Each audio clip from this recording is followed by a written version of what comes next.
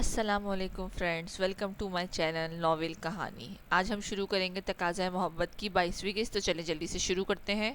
تائی جان کے ساتھ وہ جب سے ڈاکٹر کے پاس سے واپس آئی تھی، گل نے تو جیسے اس کو چھیڑنے کا ذمہ ہی لے لیا تھا۔ ہر تھوڑی دیر بعد وہ ذو معنی جملے بولتی کہ خیام ان پر جواب نہ سوچتے ہوئے خاموش ہو جاتی۔ ویسے جہانگیر کتنا رومانٹک ہے۔ وہ دونوں اب کمرے میں بیٹھی ہوئی فروٹس کھا رہی تھی جب سیب کا ایک ٹکڑا منہ میں ڈالتے ہوئے گل نے پھر سے چھیڑتے ہوئے پوچھا۔ سیب کا ایک پیس کھاتے ہوئے خیام کے ساتھ ہاتھ وہیں اسٹل ہوئے اور وہ گھور کے گل کو دیکھنے لگی۔ ادی آپ بتائیں عماد بھائی کتنے رومانٹک ہے، آخر کو پہلا نمبر بھی آپ نے لیا ہے۔ آنکھیں مٹکاتے ہوئے لہجے میں بلا کی معصومیت لیے وہ پوچھنے لگی کہ گل اس کی جوابی کارروائی پر کھلکھلا اٹھی۔ تمہیں تقریباً جہانگیر کی ساری عادتیں لگ گئی ہیں، کمرے میں کم روشنی چاہیے، چائے بہت کم چینی کی وہ پیتا ہے تو تم بھی اسی کی طرح پیتی ہو، جبکہ مجھے یاد ہے جب پہلے تم یہاں اچھی خاصی میٹھی چائے پیتی تھی، بس ہاں نیند تمہاری اس کی طرح نہیں ہوئی ہے۔ گل مزے سے سیب کھاتے ہوئے اس کو عادت یاد دلانے لگی جو واقعی جہانگیر کی سنگت میں بدل چکی تھی۔ اب وہ اسے کیا بتاتی کہ اسے تو وہ مکمل ہی جہانگیر کی عادت تھی۔ اف، ان کی نیند سے تو میں بہت تنگ ہوں، اتنا گہرا اور لمبا سوتے ہیں نا۔ خیام نیند کی بات آنے پر آنکھیں گھماتی ہوئی بولی تو گل نے بھرپور تائید کی۔ تمہیں پتا اس نے اپنی نیند کے بارے میں کیا خیال ہے؟ نہیں، خیام لا علمی کا اظہار کرتی ہوئی بولی۔ اس کا کہنا ہے کہ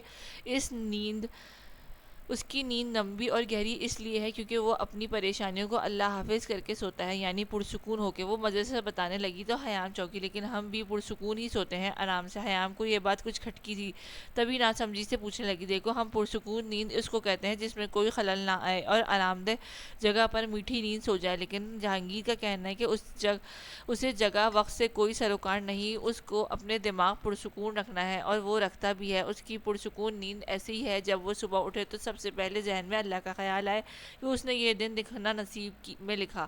وہ ایسا انسان ہے کہ چاہ کر بھی خود کو پریشانی تھوپ نہیں سکتا۔ گل جیسے کافی امپریس تھی جہانگیر سے، تبھی اس کا ذکر کرتے ہوئے محبت سے بول رہی تھی، ہائے میں کتنی خوش نصیب ہوں، مجھے عاصم ملے۔ اچانک ہی خیام خود کو قسمت پر ناز کرتی ہوئی فخر محسوس کرنے لگی۔ ساتھ ہی مصنوعی شرماتے چہرے کو ہاتھوں میں چھپا کے گل نے اس کے بازو پر ہلکی سی چپت لگائی۔ کبھی جہانگیر نے نہیں کہا اس کو؟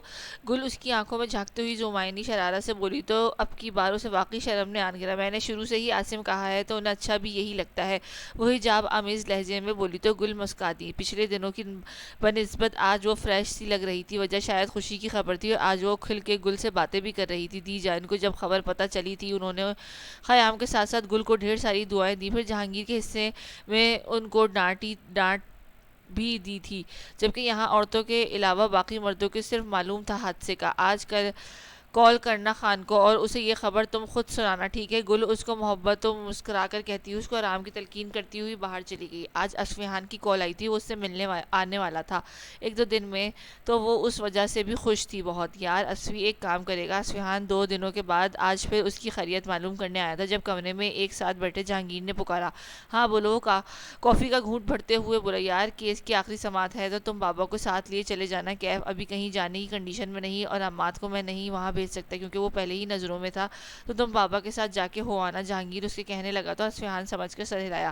ہاں ٹھیک ہے، میں چلا جاؤں گا۔ ارتسام نے آنا وہ حامی بھرتا ہوا بولا، ساتھ ہی ارتسام کا بھی پوچھنے لگا، ہاں کچھ پیپرز پر اس کے سائن چاہیے تو وہ بھی ساتھ ہوگا، وہ یاد کرتے ہوئے بولا۔ اتفاقاً وہاں کمرے میں ارتسام داخل ہوا، ساتھ ہی اس کے پیچھے صنم بھی مسکراتی ہوئی اندر داخل ہوئی۔ جہانگیر ابھی سمپل سی ٹی شرٹ میں ملبوسہ صنم کی آمد پر وہ ذرا خجل سا ہو گیا۔ السلام علیکم، کیسے ہیں آپ سر؟ وہ صوفے پر ارتسام کے ساتھ بیٹھتی ہوئی مسکرا کر پوچھنے لگی، اللہ کا شکر ہے، آپ سنائیں کیسی ہیں؟ وہ نرمی سے اپنی مسکراہٹ لیے بولا، خیام سے رابطہ ہے آپ کا؟ کچھ ہلکی پھلکی باتوں کے ساتھ جہانگیر نے براہ راست صنم سے پوچھا تو اس نے نفی میں سر ہلایا۔ نہیں، مجھے ارتسام نے منع کر دیا تھا، وہ منہ بناتے ہوئے ہلکا سا شکوہ کرتے ہوئے ارتسام کو دیکھتی بولی تو اس نے آنکھیں دکھائیں، میں نے ہی اس لیے منع کیا تھا کہ تم اس کو کچھ نہ بتا دو ورنہ وہ پریشان ہوگی۔ ارتسام جہانگیر کو وضاحت دیتا ہوا بولا، چلو یہ اچھا کیا کہ تم نے اسے کال نہیں کی، میں کچھ دنوں میں اس کے پاس جاؤں گا۔ جہانگیر ٹیک لگاتے ہوا بولا، خیام کی خیریت تو وہ معلوم کرتا رہا تھا جب بھی دادا جان یا گل سے بات کرتا، خیام کو کال کرتا تو وہ اٹھانے کے بجائے اپنا نمبر ہی بند کر دیتی تھی، جس پر وہ موبائل کو بس گھور کر رہتا تھا۔ اسے نہیں یاد پڑتا کہ وہ کبھی کسی کی آواز سننے اسے دیکھنے کے لیے اتنا بے چین ہوا ہو۔ فیملی کی الگ بات ہے، دن میں سب سے بات ہو جاتی تھی، لیکن یہاں وہ تو جیسے وہ اس کے ضبط کا امتحان لیے جا رہی تھی۔ خیر یہ وصل کی گھڑیاں بھی میٹھی سی تھیں جن میں اس کی یادیں بے شمار تھیں۔ کورٹ میں اس وقت ایسا سناٹا موجود ہے جیسے سب کو سانپ سونگھ گیا اور سب اپنی سانسیں جیسے سماعت کیے بیٹھے تھے. خاموشی ایسی تھی جیسے ابھی کسی کی سانس لی تو خاموشی کا پہرا ٹوٹ جائے گا. نشستوں کی پہلی لائن میں اصفہان کے ساتھ اس وقت دادا جان اور اظہر صاحب موجود تھے جو باقی سب کے طرح ہی جج صاحب کے فیصلے کے منتظر تھے. جج صاحب کے دائیں بائیں دونوں آدمی مؤدب سے کھڑے تھے. جہانگیر کے وکیل نے اپنی فائل اٹھاتے سامنے جج صاحب کو تھمائی تو وہ ایک نظر دیکھتے ہوئے واپس پیپرز کی جانب متوجہ ہوئے جس سے پہ وہ آخری فیصلہ درج کر رہے تھے. دوسری طرف پہلی نشستوں پر اکبر اعظم اور اس کا دوسرا بھائی بر جمان تھے. اکبر اعظم کے چہرے پر واضح پریشانی کی لکیریں اور شکستہ حالت نظر آ رہی تھی، لیکن وہ شکست ان کو کیس ہارنے کی نہیں، وہ شکست ان کو اپنے رشتوں کو برقرار نہ رکھنے کی وجہ سے تھی. وہ جانتے تھے آج کے جج صاحب کے فیصلے کے بعد ہو سکتا ہے وہ اپنے بھائیوں کو کھو دیتے، لیکن وہ ایک طرف سے دعا گو تھے کہ ان کا بھائی کو جو سزا ملنی تھی وہ زندگی جی کے ہی ملے، اس زندگی میں ہی اس کو سبق مل جائے جس سے وہ ہدایت کے راستے پہ آ جائے.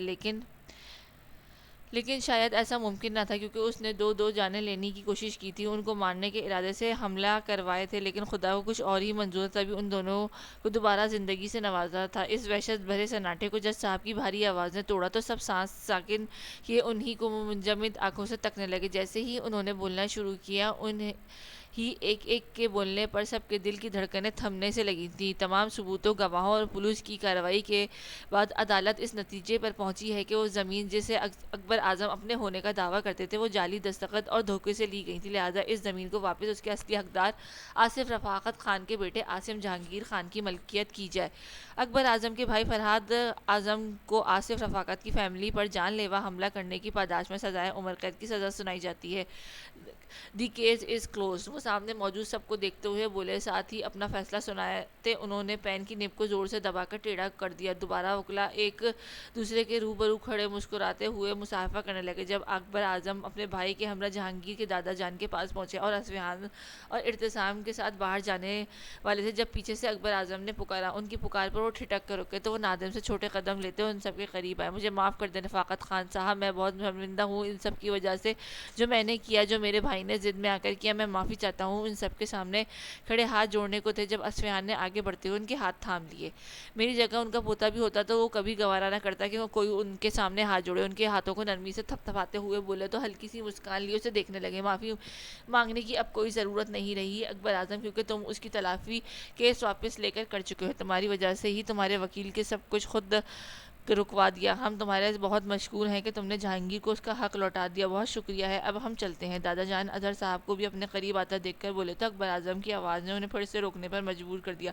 عاصم صاحب کیسے ہیں اب؟ وہ کترائے تھے یہ پوچھتے ہوئے بھلا جس کے بھائی نے مارنے کی کوشش کی وہ مرنے والے کی خیریت پوچھ رہے تھے. اللہ کا شکر ہے اب وہ بہتر ہے، بس انشاءاللہ وہ ایک دن مکمل صحت یاب ہوگا. اظہر صاحب پاس آتے ہوئے خوش دلی سے بولے تھے. پھر وہ سب وہاں رکے نہیں، اپنی اپنی گاڑیوں میں بیٹھے اور وہاں سے نکلتے چلے گئے. جہانگیر کی جگہ اظہر صاحب وکیل سے جو بات کرنی تھی وہ کر آئے. یار تم یہ لے نہیں رہی پھر طبیعت بگڑ جائے گی. گلو اس کے پاس بیٹھی اس کو سوپ کا باؤل تھما رہی تھی لیکن وہ مسلسل انکار کری تھی. مجھے نہیں پینا، قسم سے میرا دل نہیں کر رہا یہ نہ ہو میں وامٹ کر دوں. حیام برا سے منہ بناتی ہوئی بے بسی سے بولی. اب وہ کرتی بھی کیا، اسے واقعی کچھ کھانے کا دل نہیں کر رہا تھا. ابھی اوپر سے دی جان اور تائی جان اسے اور گل کو جانے کیا کیا کھلا چکی تھی. تمہیں پھر سے بخار ہو رہا ہے حیام، پی لو یہ. گل نے آنکھیں دکھائی تھیں. میرا دل نہیں، سچی دل نہیں چاہ رہا میرا. وہ بے بسی سے بولتی ہوئی باؤل کو تھام گئی اور مجھے دل سے ایک ایک چمچہ پینے لگی. ماما دلہن آئی ہیں. گل جیسے ہی اس کو سوپ پیتے دیکھتے ہوئے باہر جانے لگی. دروازہ کھلا تو دعا خوشی سے چہکتی ہوئی بولی کون سی دلہن؟ اس کی خوشی کو دیکھتے ہوئے نہ سمجھی سے بولی پیارے انکل کی دلہن. وہ کچھ شرمائی سی بولی تو گل سمجھ گئی کہ اصفہان آیا ہے زوفا کے ساتھ. اصفہان ماموں آئے ہیں. وہ دعا کو دیکھتے پوچھنے لگی جو اب حیام کے پاس جاتے اس سے سوپ کا ایک چمچہ پی رہی تھی. ایک سپ لیتے ہی وہ جھٹ سے سر ہلاتی ہوئی اس کے پاس آئی. رکے ادی میں بھی آ رہی ہوں. لالا آئے ہیں. اتنے دنوں بعد حیام نے سوپ کا باؤل وہیں رکھا اور اپنے سلیپرز پہنے. گل اس کی جلد بازی کو بس دیکھتی رہ گئی. سوپ کو ختم کر لیتی وہ پھر بھی اس کو ڈانٹتی ہوئی بولی ہو گیا ختم چلیں. وہ اکتا کر کہتی ہوئی اس کے ہمراہ باہر آئی اور مہمان خانے میں آ گئی. ابھی دوپہر کے 2 بج رہے تھے. پچھلے دنوں کی نسبت آج سردی کم تھی. اب سردی ختم ہونے کا وقت تھا. مہمان خانے میں جاتے ہی سب سے پہلے وہ اصفہان سے ملی جو سفید شلوار سوٹ میں خود کو ہلکی براؤن شال اوڑھے ہوئے تھا. اس کے ساتھ ہی بیٹھی زوفا کو وہ شدت سے گلے لگاتی ہوئی ملی. جانے کیوں اسے بہت اداس ہو گئی تھی. میں نے کتنا مس کیا آپ سب کو. وہ خوشی سے چہکتی تھی. اصفہان مسکرا دیا. بس دیکھا اسی لیے میں نے سوچا کیوں نہ اپنی گڑیا سے مل آؤں، وہ اپنے ساتھ لے بھی چلوں. اصفہان نے مسکراتے ہوئے کہا، دی جان کی طرف دیکھا جسے اجازت چاہ رہا ہو۔ دی جان، میں نے سوچا ہے کہ سسرال اتنے دن رہ لیے تو اب کچھ دن میکے میں بھی گزار لے۔ وہ دانت نکالتے ہوئے دی جان کو گھوڑی پر بتانے لگا تو انہوں نے محض سر ہلایا۔ یہ اس کا سسرال نہیں، اپنا گھر ہے، میں ہمیں کیا مسئلہ ہوگا اگر تم ہماری بیٹی کو کچھ دن اپنے ساتھ لے جاؤ۔ دی جان محبت سے خیام کو دیکھتی ہوئی بولی۔ تب ہی گل بھی اندر داخل ہوئی، اس کو پیچھے ملازمہ لوازمات سے ٹرے سجائے۔ بھائی مبارک ہو تم لوگوں کو۔ تائی جان ان کی آمد کا سن کر ابھی کمرے میں داخل ہوئی کہ اصفہان اور زوفا کو دیکھتے ہوئے خوشی سے بولی، جس پر وہ ناسمجھی سے دیکھنے لگے ہیں۔ تم نے ابھی بتایا نہیں؟ اس کے سوالیہ چہروں کو دیکھتے ہوئے تائی جان نے خیام کو گھورتے ہوئے پوچھا تو اس نے سر جھکا کر نفی میں سر ہلایا۔ کس بات کی مبارکباد تائی اماں؟ اصفہان چائے کا کپ تھامتے ہوئے پوچھنے لگا۔ بھائی تم ماموں اور زوفا دلہن مامی بننے والی ہیں ماشاءاللہ سے، وہ خوشی و مسرت سے کہتی ہوئی ان کے سامنے مٹھائی کا ڈبہ کر گئی، جبکہ اصفہان نے اس بات کو سمجھتے ہوئے خیام کی طرف اپنا رخ کیا تو وہ نظریں جھکاتی ہوئی کھڑی تھی۔ ماشاءاللہ ماشاءاللہ، زوفا تو سنتے ہی جیسے کھل اٹھی اور اس کی طرف آتے ہوئے مسکرا کر اس کے ہاتھ چومتے ہوئے بولی، ماشاءاللہ، اللہ صحت دے۔ اصفہان اس کے سر کو چومتا ہوا بولا تو شرم کے مارے جیسے وہ گلال سی ہو گئی۔ خیام بچے جاؤ پھر تھوڑی سی پیکنگ کر لو وہاں جانے کے لیے، تائی جان نے سنجیدگی سے بولا تو وہ جی اچھا کہہ کے اٹھ گئی۔ اس کے پیچھے ہی گل بھی گئی کہ وہ ہیلپ کروا دے۔ دی جان آپ کو بھی بہت مبارک ہو، آپ کا پوتا کیس جیت گیا ہے زمینوں والا۔ چائے کا کپ خالی ٹیبل پر رکھتے ہوئے اصفہان نے بھی جیسے اطلاع دی، سب مسکرا دیے کیونکہ وہ سب جانتے تھے کہ دادا جان ان کو آگاہ کر چکے تھے اس بات سے۔ ہاں ماشاءاللہ، میرے پتر نے بڑی محنت کر کے انہیں واپس لیا ہے، اب میرے بیٹے ہی کی خواہش بھی پوری کرے گا۔ بات کرتے ہوئے ان کا لہجہ آصف رفاقت کو یاد کرتے ہوئے ہنر گیا تو اصفہان اٹھ کر ان کے پاس آیا، ان کو اپنے ساتھ لگایا۔ آپ اداس نہ ہو، دیکھیے گا ایک دن آپ کے بیٹے کا خواب پورا سچ ہوگا، وہ اب آپ کا پوتا کرے گا، اللہ ان کو جنت میں جگہ دے، آمین۔ اصفہان نے اپنے ساتھ لگاتے ہوئے تسلی دی تو تائی جان بھی نم آنکھوں سے مسکرا دی۔ ایک اور خوشی کی خبر دوں آپ کو۔ کچھ توقف کے بعد اصفہان ان کو ایسے ہی ساتھ لگائے بیٹھا تھا جب اس کے دوبارہ سے کہنا شروع کیا۔ دی جان جو اداس تھی اس کے کندھے پر سر رکھے ہوئے تھے، انہوں نے ناسمجھی دیکھا۔ آپ کے کیف کے لیے لڑکی پسند آ گئی ہے ہمیں، وہ خوشگوار لہجے میں بولا کہ سب کی آنکھوں میں چمک در آئی۔ تم لوگوں نے کیوں پسند کیا؟ جس کی شادی ہونی تھی اسے کرنے دیتے۔ دی جان تھوڑا مزاح کا رنگ لیے بولی تو وہ ہنس دیا۔ آپ کے پوتے کو بھی پسند ہے ہماری پسند؟ وہ ہنسا تھا۔ اچھا کون ہے وہ؟ کوئی تصویر ہے بھی یا ہمیں بتائے بغیر وہیں سب طے کر دیا؟ دی جان تھوڑا مصنوعی خفگی سے آنکھیں سکیڑتی ہوئی پوچھنے لگی۔ ارے آپ کو کیسے نہ بتاتے، ہماری زوفا کی چھوٹی بہن ہے نا، اس کو اماں بیگم نے پسند کیا ہے۔ اس نے زوفا کے طرف اشارہ کیا تھا جس پر زوفا بھی مسکرا دی، لیکن بات سمجھتے ہوئے اس کی آنکھوں میں پہلی حیرت پھر خوشی چمک اٹھی۔ آپ نے مجھے کیوں نہیں بتایا تھا؟ زوفا کی ناراضگی بھری آواز ابھری تو اصفہان نے اس کی جانب دیکھا۔ یہ بات ابھی کسی کو بھی نہیں پتا، مجھے کل اماں بیگم نے ذکر کیا تو میں نے یہاں بتا دیا، ان کو نہ بتائیے گا میں نے کچھ بتایا، وہ رازداری سے بولا تو دی جان نے ایک لگائی اس کے سر پر۔ کتنے کان کے کچے نکلے تم اصفہان، تائی جان تاسف سے بولی تو وہ دل کھول کر کہکا لگا اٹھا۔ اگر آپ نے لڑکی دیکھنی ہے تو ہماری زوفا کو ہی دیکھ لیں۔ اصفہان اب کی بار اٹھتا ہوا واپس اپنی جگہ پر آ بیٹھا۔ ہماری یا بس تمہاری؟ گل اندر داخل ہوتی ہوئی مزے سے پوچھنے لگی۔ اس کے سوال پر جہاں اصفہان کے لب کھل کر مسکرائے تھے وہیں زوفا تھوڑی خجل سی ہوتی سر کھجا گئی تھی۔ وہیں میری صرف میری زوفا کو دیکھیں، بلکہ دیکھنا بھی کیوں ہے، آپ اس کو ملا جس کو پسند کیا ہے ابھی، وہ اتراتا ہوا مسکرا کے بولا تھا۔ زوفا مزید گلنار ہوئی تھی۔ ہو گئی گڑیا پیکنگ؟ خیام کو اندر آتا دیکھ کر وہ بولا تو اس نے اس بات میں سر ہلایا۔ پھر تھوڑی دیر لگا کر تائی جان نے اس کو اچھی خاصی نصیحتیں کی جس پر وہ محض سر ہلا جایا کرتی تھی۔ اصفہان ان کا اصرار پر دوپہر کے کھانے پر رک گیا تھا، ورنہ اس کا ایسا ارادہ نہیں تھا۔ کھانے کے فوراً بعد ہی وہ زوفا خیام کو لیتا وہاں سے نکل پڑا۔ وہ وہاں سے زیادہ دنوں کے لیے نہیں، بس تھوڑے دنوں کے لیے گئی تھی۔ ویسے بھی جب سے شادی ہوئی تھی وہ پہلی بار اپنے میکے جا رہی تھی تو دی جان تائی اماں نے اتنا سامان اس کو تھما دیا، پھر وہ خوشی خوشی وہاں سے رخصت ہوئے۔ دادی جان، خیام جب گاڑی سے نکلتے ہوئے حویلی کی دہلیز پر آئی تو دادی جان کو صحن میں آتا دیکھ کر وہ بھاگنے کے سے انداز میں ان کے پاس پہنچی تھی۔ وہ خود دل کھول تھام کر رہ گئی۔ خیام آہستہ سے نہیں آ سکتی تھی کیا؟ حالت دیکھو اپنی، انہوں نے آنکھیں دکھاتے تھوڑا سختی سے ٹوکا تو وہ رکتی ان کو دیکھنے لگی۔ اوہو کچھ نہیں ہوا دادی جان، وہ بات ہوا میں مکھی کی طرح اڑاتے ہوئے بولی تو وہ مزید اس کی سخت نظروں سے گھورنے لگی۔ آپ سنائیں کیسی ہیں؟ وہ محبت سے اسے گال چومتی ہوئی بولی تو زوفا بھی ان کے قریب آئی۔ خیام آرام سے آنا تھا نا، بھاگنے کی کیا ضرورت تھی؟ زوفا نے بھی آتے ہی ٹوکا تو ان کی پریشانی پر سر جھٹکتی ہلکا سا ہنس دیا۔ اچھا اب نہیں ایسا کرتی ہے؟ آپ دونوں کو فکر دیکھتے ہوئے آرام سے بولی۔ ماشاءاللہ سے اب ہم نانی بننے والے ہیں اور آپ مامی۔ انہوں نے خیام کی پیشانی چومی تو جو اس کے پاس کھڑی ملازمہ تھی وہ بھی اس کی خبر سن کر خیام کو مبارکباد دینے لگی۔ شرمگی مسکراہٹ نے ہم وقت اس کے لبوں کا احاطہ کر رکھا تھا۔ میں نے آپ لوگوں کو اتنا یاد کیا، ایک بار پھر سے دادی جان کے گلے لگاتی لاڈ سے بولی۔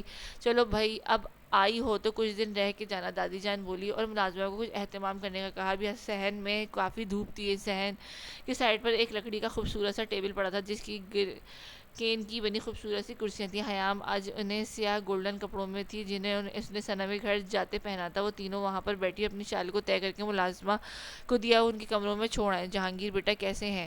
ملازمہ کو سادہ پانی لانے کا بول رہی تھی جب دادی جان نے سوال پوچھا. ٹھیک ہے، وہ بھی شہر ہیں، کچھ کاموں میں الجھے ہیں. اپنا دوپٹہ اپنے گرد پھیلاتے ہوئے اس نے بنا دیکھے بولا. آپ کے ساتھ وہ ٹھیک ہے نا؟ اب کی بار انہوں نے متفکر ہوتے پوچھا. بے ساختہ ہی حیام کے لبوں پر مسکراہٹ آئی. وہ بہت اچھے ہیں دادی جان، بہت زیادہ، اور باقی سب بھی بہت میرا خیال رکھتے ہیں. وہ صاف گوئی کا مظاہرہ کرتی ہوئی بولی. ناراضگی اپنی جگہ، لیکن جہانگیر ایک آئیڈیل ہسبینڈ تھا جو چلو شکر ہے اللہ کا. وہ سکھ کا سانس لیتی ہوئی بولی. بھابھی سے بھی پوچھ لیں کہ ان کے شوہر کیسے ہیں؟ حیام دادی جان کو دیکھتی ہوئی سنجیدگی سے بولی جب کہ آنکھوں میں شرارت واضح تھی. ہاں بھائی زوفا بتائیں، آپ کے ساتھ اسفہان ٹھیک ہے؟ کبھی کچھ کہا تو نہیں انہوں نے؟ اب کی بار دادی جان نے روب سے کہا. وہ بھی بہت اچھے ہیں، بہت خیال رکھتے ہیں میرا. زوفا بھی ہنستی ہوئی بولی. حیام نے بھی پھر دل کھول کر آج باتیں کی ان سے. اسفہان کو راستے میں کسی کی ضروری کال آ گئی تھی تو وہ ان کو چھوڑ کر چلا گیا تھا. جب یہ لوگ ابھی دی جان کے پاس تھے تب دی جان نے کال کی تو تب انہیں حیام کی طرف سے خوشخبری کی سنائی تھی.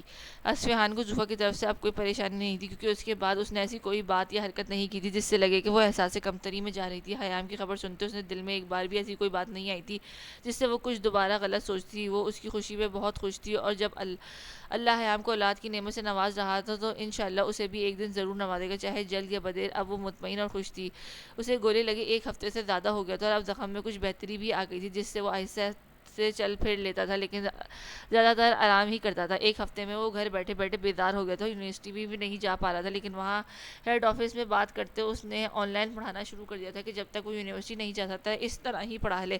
حیام اب بھی مسلسل اس کو نظر انداز کر رہی تھی جبکہ واقعوں سے وہ روز بات کر رہی تھی. ابھی تھوڑی دیر پہلے ہی کمرے میں واپس آیا تھا جب اچانک سے کیف کمرے میں آتے ہی صوفے پہ دب سے گرنے کے انداز میں بیٹھا. یار بہت مبارک ہو تمہیں. کیف اب مکمل صحتیاب ہو چکا تھا اور پورا گھر سر پر اٹھا کے رکھا تھا. زیادہ حکم اس کا رمشا پر چلتا تھا جو اب بھی جہانگیر کی وجہ سے ان کے گھر موجود تھی. رکو میں ایسے کیوں مبارکباد دے رہا ہوں، پاس آتا ہوں. صوفے پر اٹھتے ہوئے جہانگیر کے قریب آیا اور اس کے ساتھ لگاتے ہوئے احتیاط سے الگ ہوا. خیر ہے، مبارکباد کس خوشی میں؟ وہ آئیبرو سکڑتا ہوا آنکھیں چھوٹی کر کے پوچھنے لگا. لے تمہیں نہیں پتا؟ اس نے لا علمی سے اس کی لا علمی پر کیف تلملا کر گیا. وہ اپنی ماں کو آوازیں لگاتا اس کے کمرے سے واپس نکل آیا. کیا ہو گیا کیف؟ آہستہ سے اماں بیگم بوکھلاتی ہوئی اس کے ساتھ چلی آئیں. یہ اس کو نہیں بتایا آپ نے؟ وہ تیکھی نظروں سے اپنی ماں پر گاڑتے ہوئے بولا. سو رہا تھا میرا بچہ جب فون آیا تھا، تبھی سے نہیں پتا. کیف کو گھورتے ہوئے جہانگیر کے پاس آئی اور محبت بھری نظر اس پر ڈالی. کیا نہیں معلوم مجھے؟ وہ بھی ناسمجھی سے پوچھنے لگا. آج دی جان کا فون آیا تھا. ماشاءاللہ سے تم بابا بننے والے ہو اور میں دادی. اس کے چہرے کو اپنے ہاتھوں میں تھامتے ہوئے وہ اس کی پیشانی پر بوسہ دیتے ہوئے اس کی سماعتوں کو جیسے ساکت کر گئیں. اس کی بات سنتے ہی اس کا پل میں دل زور سے دھڑکا جیسے اس کی آواز سب نے سنی ہو. وہ حیرانگی سے ان کو دیکھنے لگا جبکہ کیف کی پرشوق نظر اس کے چہرے پر جمی ہوئی تھی کہ آیا وہ کیسا رد عمل دے گا. آپ کا مطلب حیام؟ وہ بے یقینی سے دوبارہ تصدیق چاہنے لگا کہ اماں بیگم نے سختی سے اس کی بات کٹی. تو کیا کوئی اور بیوی رکھی ہے؟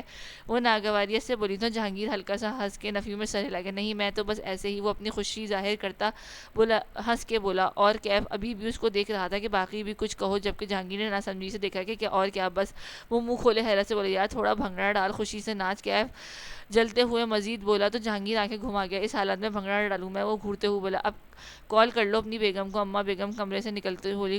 کال کر لوں؟ بلاک کیا ہوا ہے آپ کی بہو نے. ان کی بات سنتا وہ منہ ہی منہ میں بڑبڑا کے سرد آہ بھرتا رہ گیا.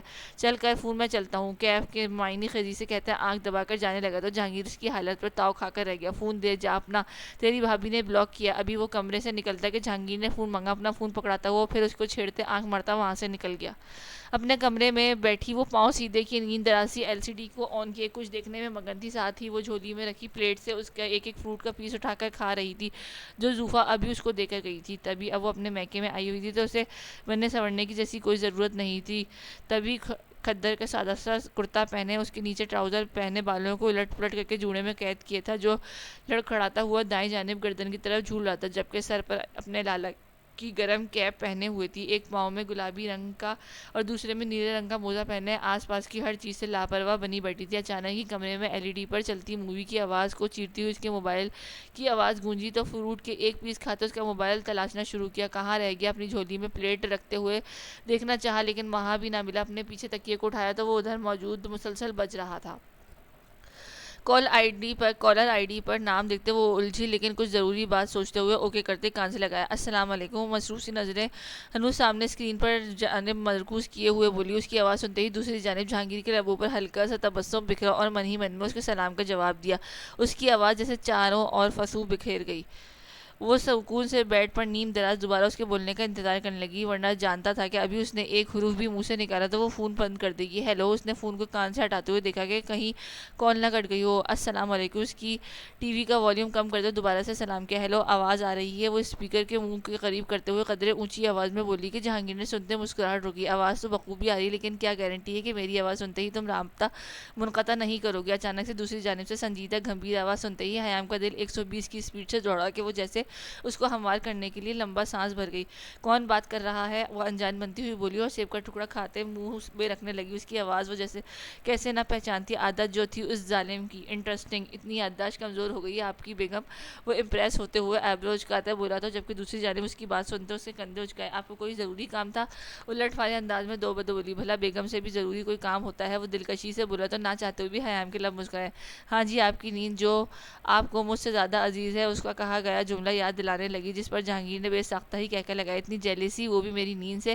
اب وہ مزے سے ایک بازو سر کے نیچے رکھا ہوا بولا تو کیا نہ نہیں ہونی چاہیے؟ وہ آنکھیں سکیڑ کہ جیسے اس سے پوچھنے لگی، اگر ایسا ہے تو اب لگتا ہے نیند کو کم کرنا پڑے گا، بشرطیکہ کہ آپ میرے جاگنے پر تم اپنے کچھ لمحات میں ہی نظر کرو گی۔ اس کی سنجیدگی سے کہا تو حیام اس کی بات سنتے پل میں سرخ ہوئی۔ آپ کو یہ اندازہ نہیں تھا کہ وہ اس کی ناراضگی میں بھی اپنے مطلب کی بات کہے گا؟ الفاظ حیام وہ جانتا تھا کہ اس کی کہی بات پر وہ لاجواب ہو جائے گی، تبھی وہ مزید بات کرنے پر اکسانے لگا۔ کیا کہوں؟ وہ آہستہ آواز میں بولی، جیسے محسوس کرتے جہانگیر کو لگا کہ وہ رو دے گی۔ کچھ بھی، لیکن خاموش نہ ہو۔ نرمی سے بولا تو حیام کی آنکھوں میں نمی چھلکنے لگی۔ آپ بہت برے ہیں، وہ روحانی آواز میں بولی تو جہانگیر اس کی بات پر ہلکا سا مسکرایا۔ طبیعت کیسی ہے؟ وہ نرمی سے بولا تو آنکھوں میں نمی چھلکاتے ہوئے اس کے رخساروں پر بہنے لگی۔ ٹھیک ہوں، وہ بچوں کے جیسے رونے کے درمیان آواز نکالتے ہوئے بولی تو جہانگیر پریشان ہوا۔ یار رو کیوں رہی ہو؟ طبیعت نہیں ٹھیک کیا؟ وہ مضطرب کیفیت سے پوچھتا ہلکا سا اٹھ بیٹھا۔ اچھا میری بات سنو، خود کو پریشان نہ کرو ورنہ حالت بگڑے گی، میں نیکسٹ ویک آ رہا ہوں لینے۔ اس کو تسلی دیتے وہ بولا تو اپنا رونا دکھ بھول کے وہ اچانک سے غصے میں آ گئی۔ مجھے اب آپ کی ایسی کوئی بات کا یقین نہیں کرنا، میری طرف سے جب مرضی آئے، کیونکہ میں نے نہیں ملنا آپ سے، خدا حافظ۔ وہ غصے میں بھڑک کر کہتی ٹھکٹاک سے فون بند کر گئی کہ جہانگیر اس کی حرکت پر موبائل کو خشمگین نظروں سے گھورنے لگا، جیسے اس کا قصور ہو سارا۔ چلو حیام کہ عاصم صاحب، اب جلدی سے بیگم کے پاس جانے کی تیاری کرو۔ وہ 2 بار نمبر ڈائل کرنے کے بعد مایوس ہونے پر ٹھنڈی آہ بھرتا ہوا واپس نیم دراز ہوا اور آنکھیں موند گیا۔ دوسری جانب وہ موبائل کی ایروپلین موڈ پر لگاتے ہوئے دوبارہ مزے سے مووی دیکھنے میں مصروف ہو گئی، جیسے ابھی وہ روئی ہی نہ ہو۔ سنم جانم کہاں ہو؟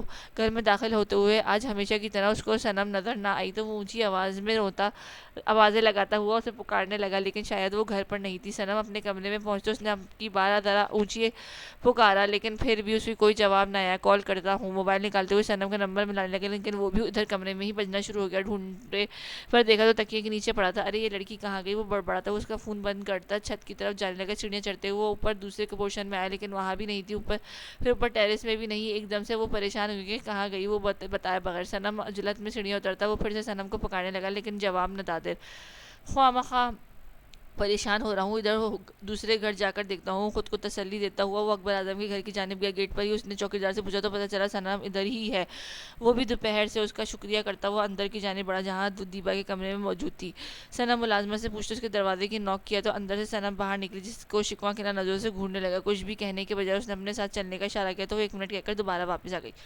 چلیں باہر آتے وہ اس کو چلنے کا کہتے اس کے ساتھ باہر کی جانب گئی۔ جب کچن سے باہر نکلتی دیبا کی ماں رقیہ بیگم ان کو دیکھتے ہوئے ان کے پاس آئی۔ ارے سنم اتنی جلدی جا رہی ہے؟ تھوڑی دیر اور رک جاتی، آؤ کھانا کھا کے جانا۔ سنم کا ہاتھ پکڑتے ہوئے واپس لے جانے لگی، لیکن سنم نے مسکرا کر انکار کر دیا۔ تائی جان گھر چلنا چاہیے، اب کافی دیر ہو گئی ہے، ارتسام سنجیدگی سے بولا اور سنم کا ہاتھ پکڑتے وہاں سے اسے لے کر نکلا۔ اوہ 1 منٹ ارتسام، میری ایک چیز رہ گئی ہے۔ اپنے گھر کے گیٹ پر پہنچتے ہوئے سنم نے اپنی چیز یاد آ گئی تھی جو وہاں اجلت میں چھوڑ آئی تھی۔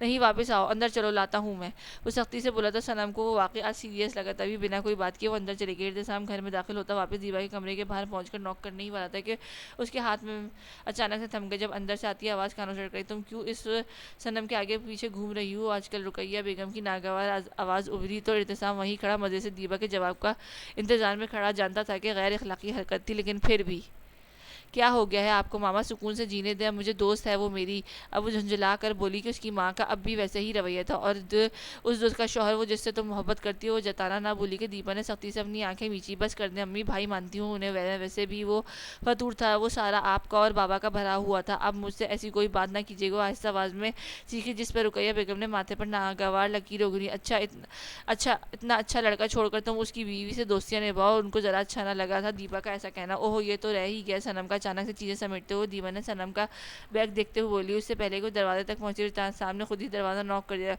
کم از کم دیپا کی باتیں سنتا وہ مطمئن ہوا تھا، لیکن اس کی تائی جان افسوس کہ وہ اب بھی نہیں سدھری تھی۔ یہ کیا ہے اس میں؟ وہ کمرے میں داخل ہوتے ہوئے دروازے کو بند کرتے ہوئے اس کے بیگ کو کھولنے کی کوشش کی تو صنم نے پہلے ہی اس کے ہاتھ سے وہ بیگ جھپٹ لیا۔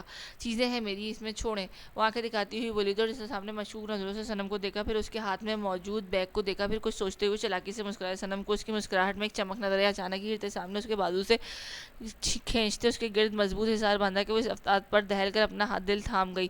اس کی اگلی حرکت پر صنم بوکھلا سی گئی۔ میں نے تو کیا فرق، ہم میں تم میں کیا فرق، اب جو چیزیں چھپاتی پھرتی ہو؟ نرمی سے اس کی گردن پر ہاتھ پھرتا وہ مخمور لہجے میں بولا جہاں اس نے اپنی دانت گاڑے تھے۔ ابتسام برے انسان اس کے کندھے پر ہاتھ مارتے ہوئے غصے اور روحان سے لہجے میں بولی کہ اس نے بہت شدت دکھائی تھی۔ نہیں بتانا میں نے، چھوڑے مجھے۔ وہ اس کے بازوؤں کو حصار توڑتے ہوئے غصے سے بولی اور اپنا بیگ پکڑتے ہوئے اسے وارڈ روم میں رکھنے لگی۔ کھانے کو تو پوچھ لو۔ جب وہ فریش ہو کر باہر واش روم سے نکلی تو سامنے تنگ کرنے کے لیے جان بوجھ کر ہانک لگائی، جبکہ جانتی تھی کہ وہ صبح بتا کے گیا تھا کہ کھانا گھر نہیں کھائے گا، مجھے کاٹ کے کھا جائے۔ وہ سیلی آنکھوں سے اسے گھورتی ہوئی بولی، اشارہ اس کی تھوڑی دیر پہلے والی حرکت کا تھا جس پر اعتصام کے لب مسلسل مسکرائے جا رہے تھے۔ خیال برا نہیں ہے؟ اپنی گہری پرشوق نگاہیں اس پر ٹکاتا ہوا معنی خیزی سے بولا کہ صنم سٹ پٹا اٹھی۔ صنم جانم یہ ذرا تایا جان کے گھر اتنا نہ جایا کرو، اگر کبھی دیبا سے ملنے کا دل کیا کرے تو اسے یہاں بلا لیا کرو۔ کچھ دیر بعد جب وہ ایک دو کام سے نپٹا کر واپس آئی تو اعتصام ایسے ہی بیڈ پر لیٹے لیٹے بولا۔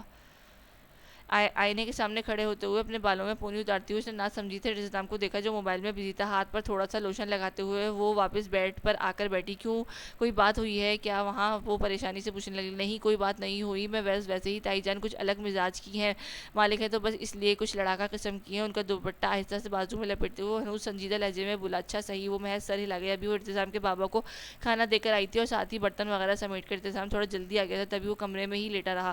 کندھے پر دوپٹے کا ایک سرا دیکھتے ہوئے اعتصام کے ہاتھوں کو دیکھنے لگی جس نے آدھے سے زیادہ دوپٹہ لپیٹ رکھا تھا۔ اسے جھٹکے سے کھینچا تو وہ جو آنکھیں بند کے دوپٹے کو چہرے پر رکھے تھا اچانک ہڑبڑا اٹھا اور واپس سے کھینچا کہ وہ اس کے انتہائی قریب آ گئی کہ صنم سٹ پٹا اٹھی۔ کچھ دیر قبل کوئی کہہ رہا تھا کہ اس کو کھا جاؤں تو کافی دیر سوچنے کے بعد فیصلہ کیا کہ آخر اس پر عمل کیا جائے۔ دوپٹے کو مزید لپیٹتے ہوئے اس نے صنم کو آنکھوں میں جھانکتے ہوئے معنی خیزی سے کہا۔ وہ حجاب کے مارے نظریں جھکا گئی۔ کس سے؟ وہ چھوٹی ڈاکٹر۔ ان کی بات سنتے ہوئے اچانک سے چیخا کہ اماں بیگم نے ماتھے پر افسوس سے ہاتھ مارا۔ کیف آہستہ؟ اظہر صاحب نے تنبیہ کی نگاہ سے ٹوکا تو وہ نارمل سا بیٹھا۔ کیا مسئلہ ہے اس سے؟ اظہر صاحب نے سپاٹ قطرے کڑے تیوروں سے پوچھا۔ نہیں میں تو بس کنفرم کر رہا تھا، مسئلہ تو کوئی نہیں، وہ پرسکون انداز میں کہتا ہوا ٹیک لگا گیا۔ ابھی اظہر صاحب کے بلاوے پر وہ ان کے کمرے میں موجود تھا تو اماں بیگم نے اپنے دل کی بات کہی۔ اس کی شادی رمشا سے کرنا چاہتی ہیں اور یہ بات وہ اسفہان سے کر بھی چکے ہیں۔ سن کر اچھا لگا اس سے کہ وہ اس چھوٹی سی ڈاکٹر اس کی وائف۔ بس پہلے وہ تنگ کرنے کے ارادے سے احتجاج کرنے والا تھا لیکن اپنے باپ کے سرد تاثرات سے وہ خاموشی سے مان گیا۔ پھر ہم شادی کی بات کریں ان سے؟ اماں بیگم نے آخری خدشے کے بنا پر پھر سے پوچھا۔ ابھی تو آپ کہہ رہی تھی کہ اسفہان سے بات کر چکے ہیں۔ وہ آنکھیں سکیڑ کر کہنے لگا، ہم نے اسفہان سے بات کی ہے، رمشا کے والدین سے نہیں۔ اظہر صاحب اب کی بار پھر سے ناگواریت سے بولے تو وہ شرافت سے خاموش ہو گیا۔ لگتا ہے بیماری اس کے دماغ پر چڑھ گئی ہے جو فضول سی بحث کرنے لگ جاتا ہے۔ اظہر صاحب صوفے سے اٹھتے ہوئے بڑبڑاتے ہوئے باہر نکلے۔ کچھ تو خیال کریں کہ ایسی باتیں کر رہے ہیں؟ اماں بیگم ان کی بات پر برا مناتی ہوئی بولی اور اپنے بیٹے کا ماتھا چومتے اس کو دعائیں دینے لگی۔